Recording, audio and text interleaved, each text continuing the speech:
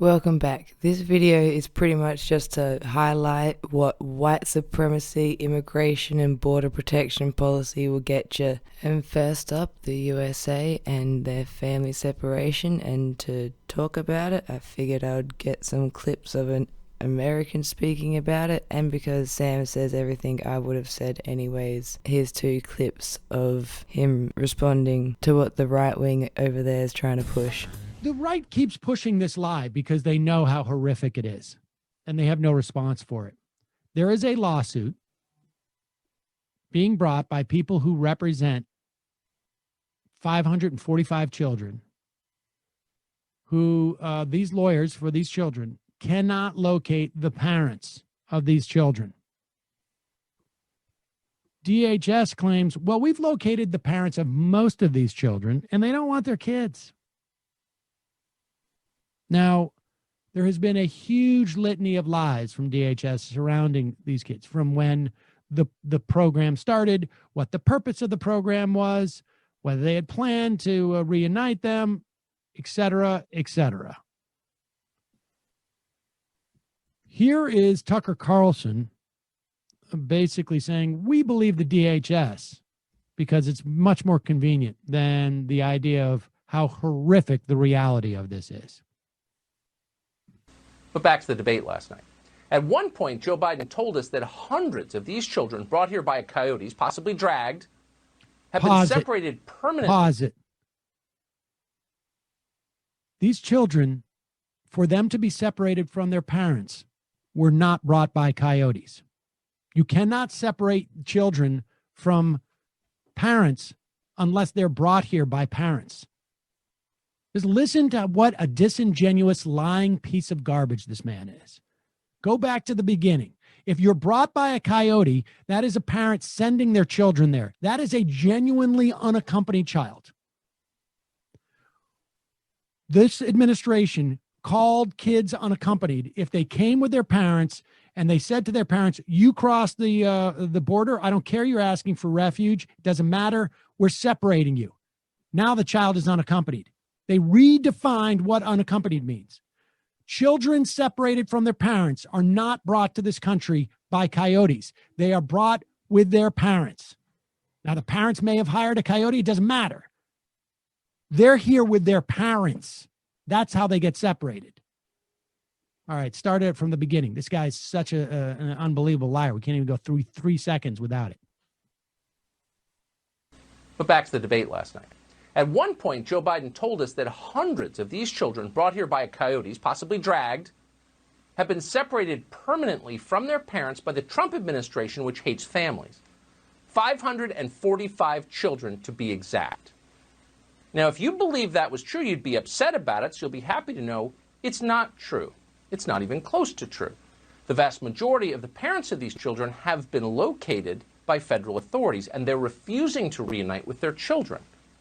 A DHS spokesperson says that in one lawsuit currently pending, the plaintiffs have been able to contact, quote, the parents of 485 children separated at the border, and yet, quote, they've yet to identify a single family that wants their child reunited with them in their country of origin. Oh, so it's more complicated than Joe Biden told us. In many cases, the parents in question are not in the United States. They're still back home at their country of origin, usually in Central America. All right, he's conflating. I also think that he very well may be conflating different lawsuits, because the lawyers of the 545 kids explicitly say we cannot locate the parents. And if you, DHS, have an ability to locate these parents, then tell us. Then tell us these parents. And they're not still in their home country. That implies they've always been in their home country.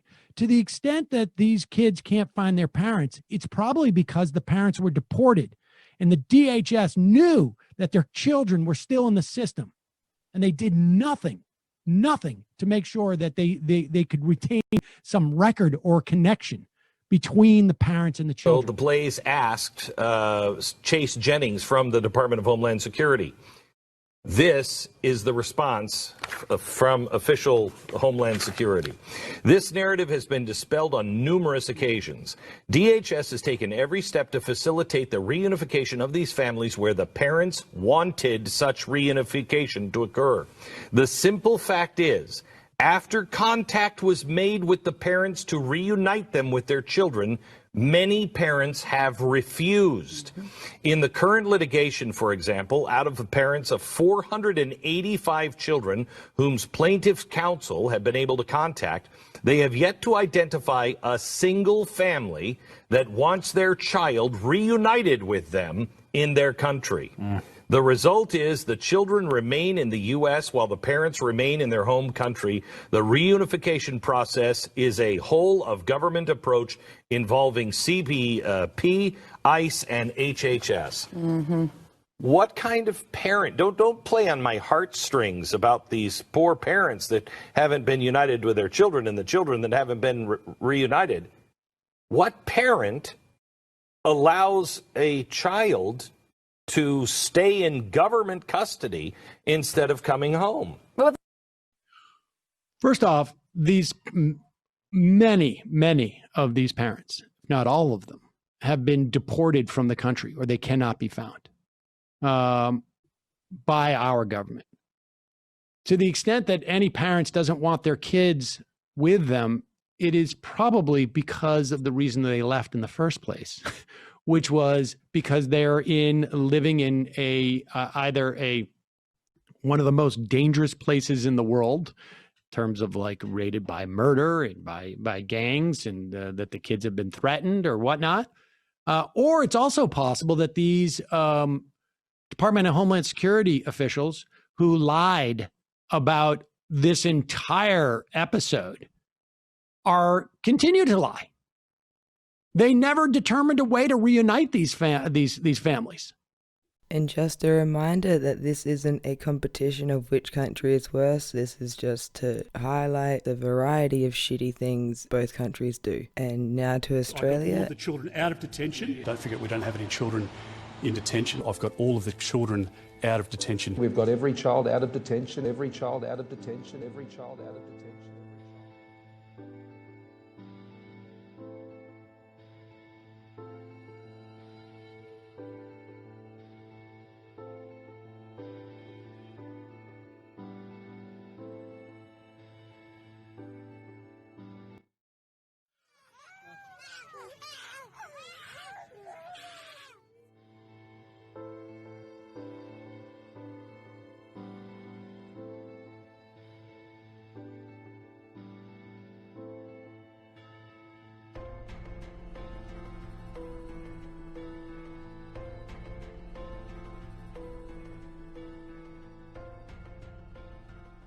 All of the useful links will be below. And now back to America, where in September of 2020, a whistleblower came out to let the world know that there was forced sterilization of women in ICE detention centers. Now, as horrible and terrifying and fucked up as that is, the thing that really got me was how this was not a first for the US. And now back to Australia, and I have something from SBS News. Video Home Affairs didn't want you to see leads to calls for immigration detention inquiry. Exclusive. In a video obtained by SBS News, a Christmas Island detainee's head appears to be pushed into a concrete floor by a guard with so much force that his tooth is knocked loose. The incident, which occurred in April 2015, was investigated by the Australian Human Rights Commission last year. The footage has been released by the Commission after a Freedom of Information application by SBS News. The Department of Home Affairs told the Commission the footage should be kept under wraps as it would have a substantial adverse impact on the operations of Serco, the multinational company that provides security in Australia's immigration detention network. It's good to know that the Department of Home Affairs, a department of the Australian government, is protecting a private company which is hired to run Australia's immigration detention network. Shouldn't have to explain what's wrong with all that. And with all of this being your warning, I'm going to show you a bit of the video now.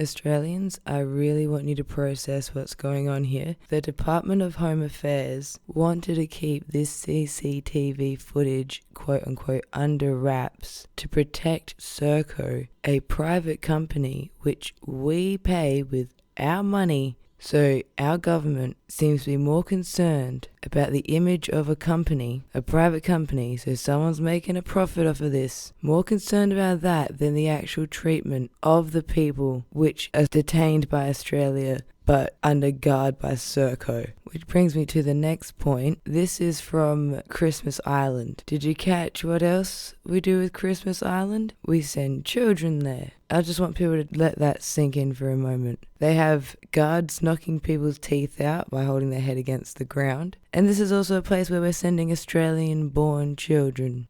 And whether they're called boat people where you're from or illegals, the same point I made with the realization that I had in one of the first videos I made for this channel about this topic. Knowing that most people don't really want to leave their homes, so to have to be desperate enough or frightened enough to get in a boat to come to Australia or cross a desert to get to America, something pretty terrible must have happened, or you must be running from a pretty bad situation. So if you don't want these people coming to your country, why don't you try and help out the problem at the root and nip it in the butt, and then there's your problem solved? Aid or whatever you need to give. Nah, that won't work, will it? Because then how will you justify the detention centres and all the departments you have running off of it now, and all the contracts? Yeah, once you start privatising things, it's only going to go one way, isn't it? They're going to need to maintain the reason for profit. And it's really interesting that a lot of things that seem to coincide with privatization of things you really shouldn't privatize, and racism, white supremacy, they seem to always find each other. And I think I'll leave that there. Thank you for watching. Like, subscribe. Have a good one.